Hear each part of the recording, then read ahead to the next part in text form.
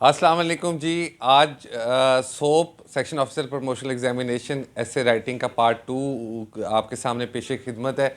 मुझे उम्मीद है कि आपने पार्ट 1 देख लिया होगा और आज हम पार्ट 2 के अंदर जो डिस्कस करने जा रहे हैं वो हम प्रैक्टिकली एक ऐसे को देखेंगे कि ऐसे का इंट्रो क्या होना चाहिए। लेकिन उससे पहले चंद एक क्यूरीज़ हैं जो आप लोगों में से कुछ लोगों ने मुझे भेजी। देखें, मैंने पहले भी कहा था कि ऐसे के अंदर सबसे इम्पॉर्टेंट बात यह है कि क्रैम्ड मटेरियल नहीं होना चाहिए। क्रैम्ड मटेरियल से मुराद रटे वाला मटेरियल नहीं होना चाहिए। देखें, जो आपका पेपर चेक करता है वो उसके पास सालों का तजुर्बा होता है और उससे फ़ौरन जज हो जाता है कि कैंडिडेट ने अपनी लैंग्वेज इस्तेमाल नहीं की, अपने ख़यालात इस्तेमाल नहीं किए, बल्कि कहीं से उसने रट्टा लगाया हुआ है और आपके फ़ेल होने के इम्कानात बहुत ज़्यादा बढ़ जाते हैं। तो आपने इस चीज़ का हमेशा ख्याल रखना है कि आपने क्रैम्ड मटेरियल यानी रट्टे वाला मटेरियल या जो एस्से के नोट्स मिलते हैं या एस्से की किताबें मिलती हैं उसके अंदर से लोग मुकम्मल एस्से का रट्टा लगा लेते हैं या कुछ पैराग्राफ्स का रट्टा लगा लेते हैं। वो आपने ये वाली हरकत हरगिज़ नहीं करनी। ये वाली हरकत आपको ज़हनी तौर पे वक्ती तौर पे तो सुकून दे देगी कि मैंने एस्से तैयार कर लिया और मैंने एस्से लिख भी आया, लेकिन जब रिज़ल्ट आएगा तो आपके फ़ेल होने के इम्कानात बहुत हद तक बढ़ जाएंगे। दूसरी बात ये है कि कुछ जो स्टूडेंट हैं वो सीएसएस अकेडमीज़ में तैयारी कर रहे हैं और यकीनन अच्छी तैयारी कर रहे होंगे, लेकिन जो सीएसएस के अंदर ऐसे आता है वो आता है 100 स्कोर का, और जो आपका सोप का ऐसे आता है वो 50 स्कोर का आता है। जो सीएसएस का ऐसे होता है उसका स्पेक्ट्रम, उसके डायमेंशंस, उसका स्कोप बहुत ज़्यादा बड़ा होता है, जबकि आपके सोप के ऐसे का, क्योंकि वो 50 स्कोर का होता है, आपके पास 2 आवर्स का टाइम होता है, उसका स्कोप कम होता है। सीएसएस के ऐसे में आपको थीसिस स्टेटमेंट भी देनी पड़ती है, यहाँ पे आपको थीसिस स्टेटमेंट नहीं देनी पड़ी। अगर आपके 1500 से 2000 वर्ड्स पूरे हैं या इससे अगर थोड़े से कम भी हैं, लेकिन आपने क्वालिटी कंटेंट दिया हुआ है तो आपको हरगिज़ आपको क्वालिटी कंटेंट दिया हुआ है तो आपके पास होने के इम्कानात बहुत ज़्यादा होंगे। फिर दोबारा कहूँगा कि आपने कभी भी क्रैम्ड मटेरियल तैयार नहीं करना, बने बनाए ऐसे को तैयार नहीं करना, बल्कि ऐसे आपने ख़ुद से लिखने की कोशिश करनी है, अपने ख़यालात को ख़ुद से पेश करना है। एक स्टूडेंट ने मुझे ऐसे लिख के भेजा है क्लाइमेट चेंज का, सिर्फ क्लाइमेट चेंज उसका टॉपिक था। क्लाइमेट चेंज बड़ा सॉरी जी, क्लाइमेट चेंज बड़ा हॉट टॉपिक है। हर दौर के अंदर कुछ ना कुछ हॉट टॉपिक होते हैं, हॉट केक्स होते हैं जिनके ऊपर ऐसे आ सकता है। तो आप क्लाइमेट चेंज के हवाले से मैं ये वक्तन इसकी वीडियोस भी डालता रहूँगा। अच्छा खासा मटेरियल तैयार कर लीजिएगा, गूगल कर लीजिएगा, सर्च कर लीजिएगा, और उस मटेरियल को फिर आपने डेली आप न्यूज़पेपर भी पढ़े होंगे, उसमें भी क्लाइमेट चेंज के हवाले से कोई ना कोई आर्टिकल आ रहा है। आप जानते होंगे पाकिस्तान उन वल्नरेबल कंट्रीज़ में शामिल है जो क्लाइमेट चेंज से हाईली इम्पेक्ट हो रही हैं। हमारे सामने 2022 के फ्लड्स हैं जिसकी वजह से हमें बिलियंस का नुकसान हुआ। क्लाइमेट चेंज पैदा करने में मगरिब ज़्यादा इन्वॉल्व है, हमारी तो उसमें कोई कंट्रीब्यूशन भी नहीं, लेकिन हम फिर उसके बावजूद भी जो अफेक्ट होने में हमारा नंबर शामिल है। आपने 2 वर्ड कैसे लिखना है जब प्रैक्टिस करनी है। जो मेरे साथ जो स्टूडेंट काम करते हैं, मैंने 2 वर्ड्स या छोटे छोटे ऐसे से स्टार्ट करता हूँ और फिर ऐसे ऐसे हम आगे जाते हैं।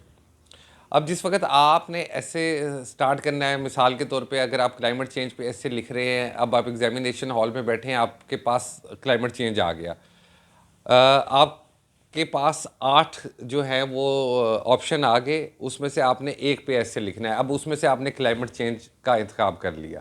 अब जब आपने इंतखाब कर लिया कि मैंने क्लाइमेट चेंज पे ऐसे लिखना है, तो आपने जो आंसर शीट होगी उसके आखिरी सफ़े पे चले जाना है और उसमें आपने जितने आइडियाज़, क्योंकि जिस वक्त भी हमारे पास ऐसे के लिए टॉपिक आता है तो हमारे जहन में जो आइडियाज़ आते हैं वो बड़े स्कैटर्ड आते हैं, वो ऑर्गेनाइज्ड नहीं आते। उनको आपने पॉइंट्स की सूरत के अंदर लिख लेना है पेपर के ऊपर और फिर बाद में उसकी ऑर्गेनाइजेशन करनी है। और ऑर्गेनाइजेशन ऐसे करनी है कि जो जैसे ABCD एक तरतीब के साथ होता है, इस तरह आपका ऐसे एक तरतीब के साथ होना चाहिए। उसमें सबसे इम्पॉर्टेंट इंट्रो होता है। जैसे हम जब किसी से मिलते हैं तो हम किसी से भी बात करते हैं तो सबसे पहले हमारी निगाह चेहरे पे पड़ती है। इस तरह जिस वक्त एग्जामिनर ऐसे चेक करता है, पेपर चेक ऐसे चेक करता है, तो उसकी सबसे पहली निगाह इंट्रो पे पड़ेगी, पहले पैराग्राफ पे पड़ेगी। तो आपका इंट्रो बड़ा स्ट्रॉन्ग होना चाहिए। इंट्रो कैसा होना चाहिए, मैं अभी आपको एक मिसाल से वाज़ेह करता हूँ। एक स्टूडेंट ने काम किया है, मैं नाम नहीं बताऊँगा क्योंकि मैंने उनसे परमिशन नहीं ली। वो साहब ने क्लाइमेट चेंज में उन्होंने असाइनमेंट दी थी कि जी सिर्फ क्लाइमेट चेंज पे आपने ऐसे लिखना है। तो वो पहला पैराग्राफ क्या लिख रहे हैं वो ज़रा सुनिएगा। Long term study of weather atmosphere and air pressure is called climate. Climate of any country or region plays a significant role in every walks of life, that is health, education, socio-economic and agriculture. अब देखें long term study of weather atmosphere and air pressure is called climate.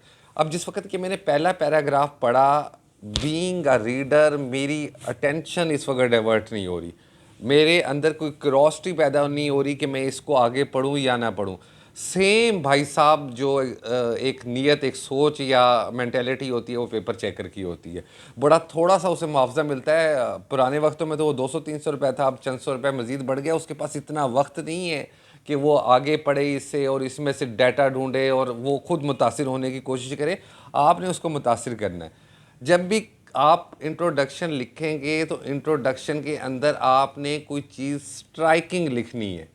Striking चीज़ भी आपकी ही हो। आप अगर climate change के हवाले से लिख रहे हैं तो आप इसके अंदर थोड़ा सा नहीं बल्कि ज़्यादा सा बैकग्राउंड देंगे, एक बड़ी पिक्चर देंगे। मोस्टली राइटिंग स्टाइल है ना, एक कॉलम है, एक स्टोरी है, एक आम क्वेश्चन का जवाब है जो सब्जेक्टिव क्वेश्चन आते हैं करंट अफेयर्स में, पाकिस्तान अफेयर्स में, करंट अफेयर्स में, और एक ऐसे इनसे मुख्तलिफ इसलिए क्योंकि जैसा कि मैंने पार्ट 1 में बताया था, इसमें आपका पर्सनल ओपिनियन रिफ्लेक्ट होना चाहिए इनडायरेक्ट वे में।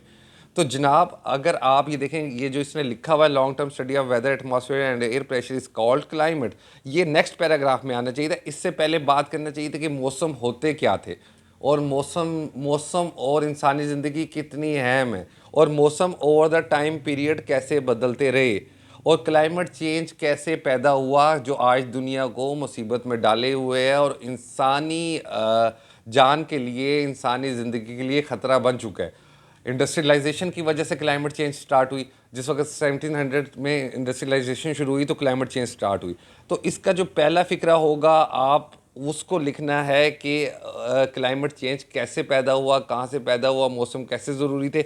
अगर मैं आपको बता दूंगा तो सब वही लिखना शुरू हो जाएंगे, इसलिए मैं आपको नहीं बताना चाहता। आपने इससे खुद से प्रैक्टिस करनी है।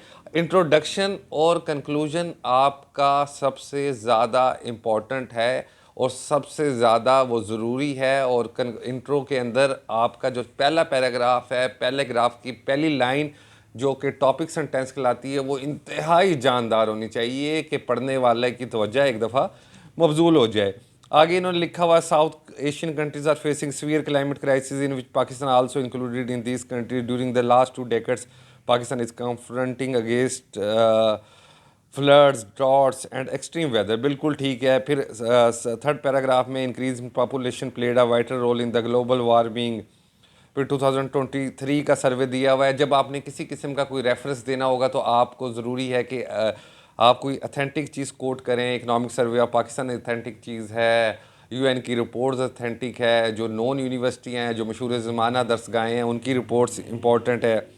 फिर इन्होंने जी transport sector is the second largest entity, और वो फॉसिल फ्यूल के अंदर कैसे कंट्रीब्यूट कर रहा है और फॉसिल फ्यूल फिर कैसे कंट्रीब्यूट करते हैं क्लाइमेट चेंज के अंदर। फिर हाउसिंग सोसाइटीज़, अर्बन जो की तरफ पॉपुलेशन हो रही है वो कैसे कॉज कर रही है। फिर जनाब इन्होंने इंडस्ट्रीज़ के हवाले से जिक्र किया। वो सारी बातें वही हैं जो आम बातें हैं और वो होनी भी चाहिए। ऐसा नहीं है कि नहीं होनी चाहिए। जो बॉडी होगी उसके अंदर वही डाटा आएगा जो हर शख्स लिखेगा। लिखना आपने अपनी लैंग्वेज के अंदर है, लेकिन आपका इंट्रो ज़रा ऐसा होना चाहिए और आपका कंक्लूजन ऐसा होना चाहिए कि एक दफ़ा वो पढ़ने पे मजबूर हो जाए। छोटे छोटे फ़िक्रे बनाएं, कोई आप मोटा भारी इम्प्रेसिव लफ्ज़ इस्तेमाल ना करें जिससे उसे ये लगे कि कैंडिडेट मुझे इम्प्रेस करने की कोशिश कर रहा है या कैंडिडेट मुझे मुतासिर करने की कोशिश कर रहा है। ऐसे के अंदर हेडिंग्स बिल्कुल नहीं आएंगी, ये गलती ना कीजिएगा। अगर आप हेडिंग डालते हैं तो आप समझ लीजिए फ़ेल होने के लिए तैयार बैठे हुए हैं। तो जनाब ये क्लाइमेट चेंज के हवाले से आपने आप डेली न्यूज़पेपर पढ़े, उसमें से आपको पॉइंट मिलता है तो अपनी नोटबुक पे नोट कर लीजिए। आप यूट्यूब पे क्लाइमेट के हवाले से वीडियोस देखते हैं वो नोट कर लीजिए। पहले आपने जो स्टार्टिंग में अब जैसे इसने सिर्फ लड़के ने क्लाइमेट चेंज पे लिखा है तो 2 वर्ड से आपने स्टार्ट करना है। बाद में आपने स्टेटमेंट पे जाना है तो आप उस पहले ये करेंगे तो आप स्टेटमेंट पे जाएंगे। क्लाइमेट चेंज का कभी इम्कान है कि ऐसे आएगा, फिर क्लाइमेट चेंज के आगे से मुख्तलिफ डायमेंशन है, उसमें क्लाइमेट फाइनेंसिंग बहुत ज़्यादा इन्वॉल्व हो रही है, बड़ा उसकी एक दुनिया उसकी पजराई कर रही है। फिर क्लाइमेट चेंज और जेंडर है कि जो हमारी फीमेल पॉपुलेशन है वो क्लाइमेट चेंज से ज़्यादा इफेक्ट होती है, उसको देख लीजिएगा। क्लाइमेट फाइनेंसिंग को देख लीजिएगा।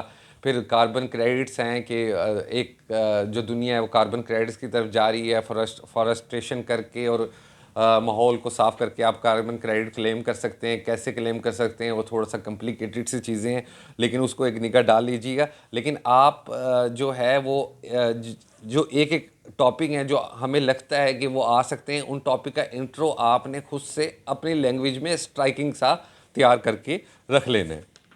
बड़ी जल्दी मुलाकात होगी। इम्तहान आपके मार्च आ गया जनाब, और आपके पास वक्त कम बचता जा रहा है, लेकिन अभी भी जिन लोगों की अगर बुनियादी अंग्रेज़ी अच्छी है वो अभी तैयारी कर सकते हैं। घबराइएगा मत, इसका ऐसे इतना मुश्किल नहीं है। ऐसे को सर पे सवार ना कीजिएगा। ऐसे खुद से लिखने की अगर आपको प्रैक्टिस होगी और आपको क्रिएटिव राइटिंग लिखना आ गई तो आपका ऐसे यकीनन पास हो जाएगा। अपना ढेर सारा ख्याल रखिएगा, अपनी फ़ीडबैक से ज़रूर बताइएगा। फिर मिलेंगे। अल्लाह हाफिज़।